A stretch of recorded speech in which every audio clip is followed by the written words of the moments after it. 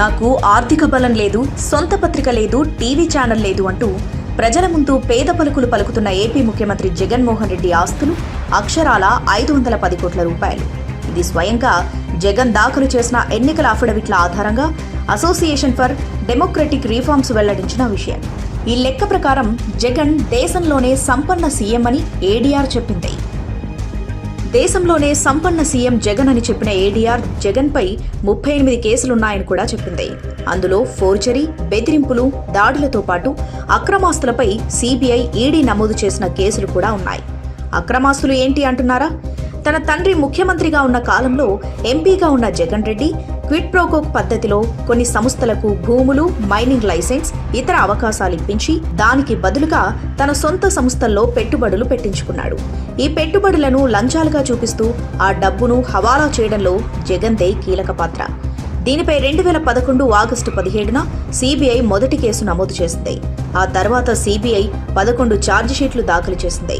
వీటి ఆధారంగా ఈడీ 5 ఛార్జిషీట్లు దాఖలు చేసింది. నేరపూరిత కుట్ర, మోసం, నేరపూరిత నమ్మక ద్రోహం, లెక్కలు తారుమారు చేయడం, క్రిమినల్ మిస్కాండక్ట్తో పాటు అవినీతి నిరోధక చట్టాల కింద జగన్పై కేసులు నమోదయ్యాయి. 2012 మేలో జగన్మోహన్ రెడ్డిని సీబీఐ అరెస్ట్ చేసింది. 16 నెలలు హైదరాబాద్లోని చంచల్గూడ జైల్లో ఉన్న జగన్ 2013 సెప్టెంబర్లో బెయిల్పై విడుదలయ్యాడు. ఇలా ఈ క్విడ్ ప్రోకో ద్వారా జగన్ 1,00,000 కోట్ల అక్రమ ఆస్తులు సంపాదించాడని అంచనా. సీబీఐ లెక్కల్లో జగన్ రెడ్డి 43,000 కోట్ల అక్రమ ఆస్తులను కూడబెట్టాడు.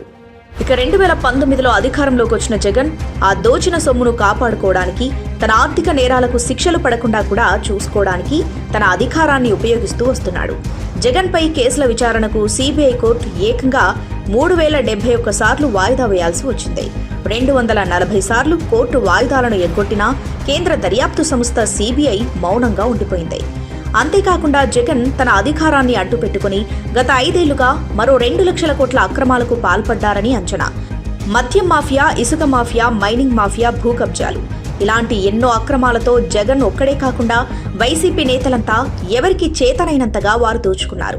ఒక్క ఇసుక అక్రమాల ద్వారానే 4 లక్షల కోట్లు దోచుకున్నారని అంచనా. పేదలకు ఇళ్ల స్థలాల పేరిట రాష్ట్ర వ్యాప్తంగా 6,000 కోట్లకు పైగా అక్రమాలు జరిగాయి. ఇక మద్యం మాఫియా మొత్తం జగన్ రెడ్డి చేతుల్లోనే ఉంది. ఇలాంటి అక్రమ సంపాదనతో జగన్ రెడ్డి 100 కోట్ల ఖర్చుతో ఊరుకో ప్యాలెస్లను ఇదివరకే కట్టుకున్నాడు. అది చాలదన్నట్టు విశాఖలోని ఋషికొండను ధ్వంసం చేసి అక్కడ మరో ప్యాలెస్ను ప్రజాధనంతో కట్టుకున్నాడు. ఇలాంటి అక్రమార్కుడు జనం ముందుకొచ్చి తనను తాను పేదవాడిగా వర్ణించుకోవడం, తన అక్రమాలను ప్రశ్నించిన ప్రతిపక్షాలను పెత్తందారులు అనడం విచిత్రం. ఈ అసలైన పెత్తందారును మళ్లీ గెలిపిస్తే పేదలు మరింత పేదలు కావడం ఖాయం.